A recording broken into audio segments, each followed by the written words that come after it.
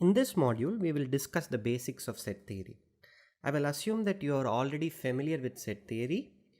If you wish to recall things in greater depth than what is covered in this module, I suggest you look back at your school textbooks, class 11 and class 12. All the concepts that are needed for this course are covered thoroughly in them. So, what is a set? A set is a collection of objects. This raises several questions because certain terms in this definition are not defined. For instance, what is a collection? What is an object? We will not delve into the details of what a collection is or what an object is, but rather we will take it for granted that you have an intuitive grasp of what these terms mean. The term object does not pose that much difficulty simply because in our course all objects will themselves be sets, but the details are irrelevant to us. Now, in the first introductory lecture, I emphasized a lot on rigor and being precise and being thorough. And now I'm saying that you can be a bit lax with set theory. You might think that this is a slightly contradictory way of approaching the subject, but let me make some remarks now so as to justify our approach. Mathematics is about proving theorems. A theorem is nothing but a statement that asserts that something is true of some object. How do we prove something is true of some object? Well, we use the properties of that object and deduce that something is true of that object. If you have ever tried to explain something to a very young kid, maybe in first standard or second standard, you would notice that many of them are relentlessly curious. If you explain something, they will ask why, how. Now you get a further explanation which breaks up the given explanation into smaller bits. They will still ask why, how. You notice that no matter how deep you get, you will always have to assume something or the other in order to explain what is going on. So this means that there is no possible way to explain everything from scratch. You will have to take some things for granted. I am going to take set theory for granted. There are other more deeper foundational issues that arise in set theory. These are studied in a dedicated course on set theory, which is usually a graduate course and quite difficult. So I will take it for granted that you are familiar with the properties of sets. In a later module, I will briefly discuss an axiomatic approach to set theory where instead of trying to define a set, we list some axioms that sets are supposed to satisfy. This is an alternate approach which makes perfect sense. Okay, so enough of preliminary remarks. Let's continue with the thing. A set is a collection of objects. So we usually denote sets by uppercase letters A, B, C, etc. The objects that are supposed to be members are usually denoted by smaller case letters like X, Y, Z, etc. And we typically write X is in A. This is to be read as belongs to or is in. So we typically read it as X is in A, or then we can also write X is not in A. This is to be read as X is not in A, or X does not belong to A. So sets are a collection of objects. We will also use several other synonyms for collections. Sometimes we will say class, sometimes we will say family. They all mean the same thing for the purposes of this course. Whereas in a course on set theory, depending on which approach you take, they might mean different things. But for us, collection, class, family are all the same. Okay. So now we have talked about what a set is and a notation for sets, notation for membership. But how do you write down a set? Well, the most common way to write down a set is by listing the numbers explicitly. We'll write like this. This is the set consisting of 3 elements, 1, 2 and 3. Now we observe that sometimes this notation is completely impractical. For instance, how will you write down the set of natural numbers n? Well, we take several shortcuts. We can write 1, 2, 3, 4, dot, dot, dot, leaving it to the reader's understanding that it is supposed to go on indefinitely and denotes the natural numbers. So we will rely on intuition whenever possible to reduce the notational clutter. Sometimes we can even resort to several deeper shortcuts. For instance, we can define the set O to be 1, 3, 5, 7, dot, dot, dot. Now this you have to interpret as the set of odd numbers. Now we will avoid such implicit definitions of sets whenever possible, but it is simply not practical to avoid it at all costs. It simply makes the notational burden too much. Now one more thing you would have noticed, when I define this set O, the set of odd numbers, I put a colon equal to. Well, this is intentional. This is for consistency, let me just put it for the previous definitions also. What this means is that this means logical identity. Sorry, this does not mean logical identity. This means by definition. By definition. What do I mean by definition?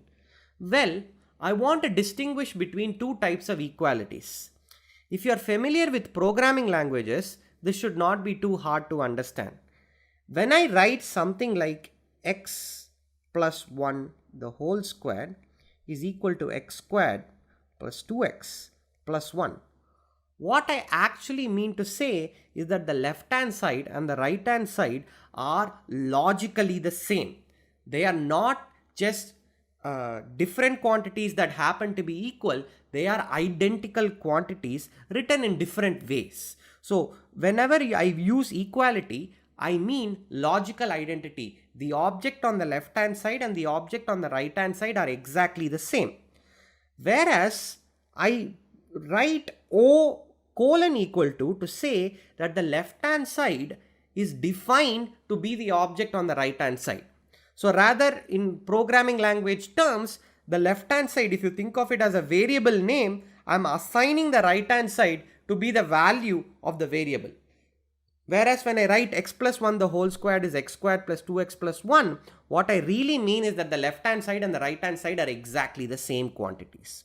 So whenever I define an object, I will use colon equal to, so that it's clear that something is being defined. Okay, now one more notion. First, it should be clear to you that two sets A and B are equal if they have exactly the same elements. Elements are another word for members.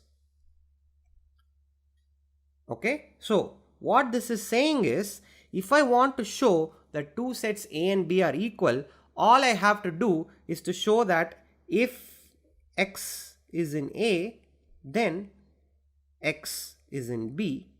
Then I have to show that if x is in B, then x is in A. Okay. Now, for the first of these, we have a notation. In the scenario where if x is in A, then x is in B, we often write A subset of B. This is called subset. Sometimes we also write B is a superset of A. That's another notation. B is a superset of A. The second one is obviously by analogy, just B subset of A, or A is a superset of B. Okay, so to show that A and B are equal, all you need to show is A subset of B and B subset of A. If you show both of these, that means A and B are exactly the same sets. A is equal to B. Excellent. Now let's introduce some more concepts. We have unions. So if you have two sets A and B, A union B is by definition, here I am using by definition, the set of all x such that x is in A or x is in B.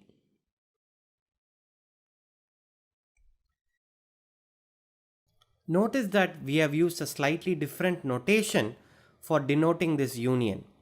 Previously, to describe a set, we listed explicitly every single member of that set.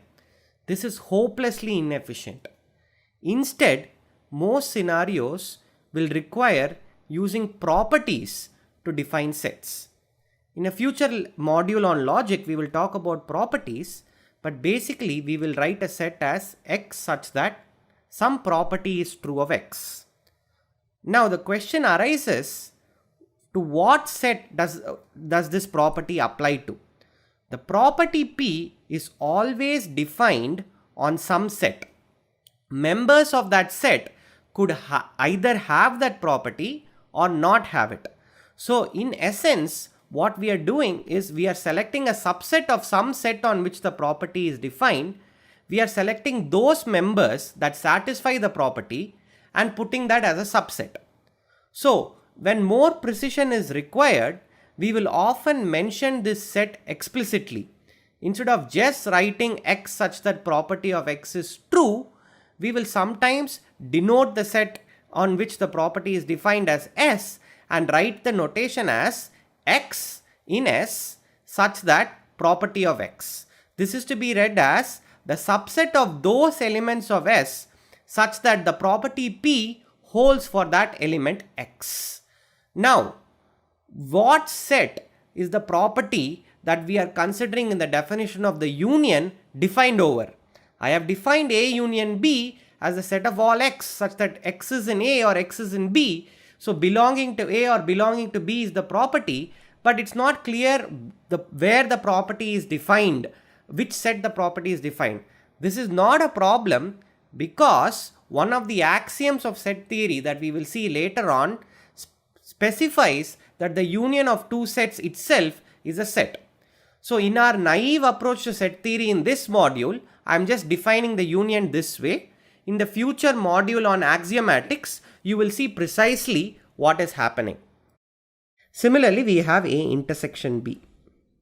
This is by definition x such that x is in A and x is in B. Okay, so intersection is the common elements of two sets, and we also have A set minus B, set difference. This is x in A such that x does not belong to B. So this is the set difference. Usually to understand these, we use conceptual diagrams called Venn diagrams. So let's draw some Venn diagrams for the various concepts we have introduced. This is the set. If this is the set A subset of B just means that B is the largest set and A is fully contained in B. This is for A subset B. This is the Venn diagram. Now for A union B and A intersection B and A minus B, you can illustrate them in the same figure in the following manner. Let's take this to be A and this to be B. Okay, so this is A, this is B. Oh, just a moment.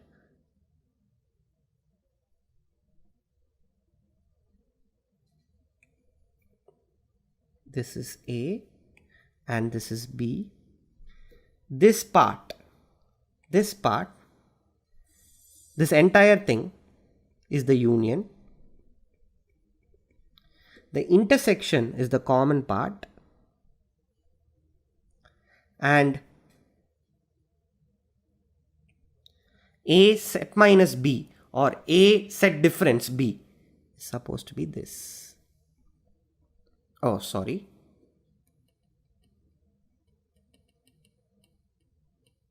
It's just this part. The B part is not there. So this Venn diagrams illustrate the concept of union, intersection and complement. Now, I will not bore you further with further details about set theory, but let me make a remark. We had talked about sets being defined by properties and sets like we have used words like or, and. What do all these mean? Well, I am taking it for granted that you are familiar with the meanings of these terms from your class 11 and class 12 knowledge of set theory. We will slightly study this in a bit more detail in the next few modules on logic and proofs, where I'll clarify what a property means, I'll clarify what or and mean, and also I'll clarify what this if then also means. Logic is a precise language in which mathematics is conducted, so it's very good to know at least the rudiments of logic. Again, you can take several courses in logic. It's such a vast topic, so we will have time only to cover the bare minimum. One more remark. When you are defining sets by properties, not all properties are allowed. But let's take the common sets that we already know. We know the set Q. This is supposed to be m by n such that m is in Z, n is in Z and n is not 0. Right? This is the collection of all rational numbers which are of the form m by n. Now in the previous lecture we showed that root 2 is not in Q. The proof was slightly involved. Even though quite elegant and elementary, you needed an idea. Now, it is also known that the number E, which you are familiar with, is also not in Q. And the proof is harder. Even harder is the proof that pi is not in Q. That's even a harder proof. And there are some numbers, for instance 2 power E. It's not known whether 2 power E is an element of Q or not an element of Q. So when I say a set is a collection of objects, I do not require that the definition of the set gives me an algorithm for deciding whether a particular quantity, a particular object is an element of the set or not. What I merely require is that it should be clear that either a particular thing is in the set or is not in the set. There should be no ambiguity in the definition. There is no necessity to provide an algorithm when you define a set. So please keep that in mind. So several times we will define sets which is not even clear whether that set, whether there are any elements at all. So to take care of this possibility, we introduce the empty set denoted like this. This is the empty set. This set has no elements. This set has no elements. So if you take any object x, x does not belong to phi, the empty set. Consequently, phi is a subset. So again, a word of caution, the way I have written phi now is wrong. That's the notation for empty set is to be written like this, somewhat more digital. So this phi is a subset of A for all sets A.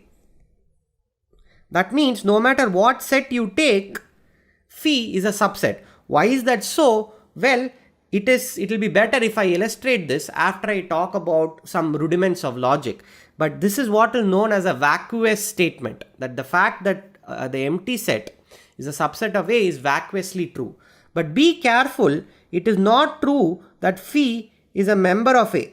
This might or might not be true. It depends on the set A. For instance, if the set A looks like this, phi, comma set with phi. Again, I'm making the same mistake.